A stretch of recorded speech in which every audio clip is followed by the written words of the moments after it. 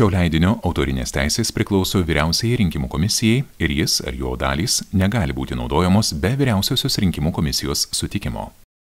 Kandidatai vienmandatėje Pašilaičių rinkimų apygardoje numeris 13.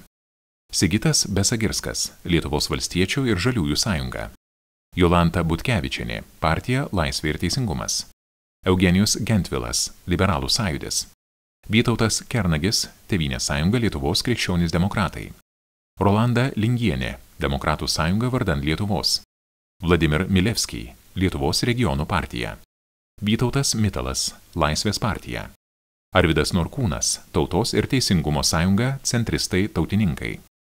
Jokūbas Nosovas, Lietuvos žaliųjų partija. Povilas Pinelis, Lietuvos socialdemokratų partija. Robertas Ramanauskas, Nacionalinis susivienijimas.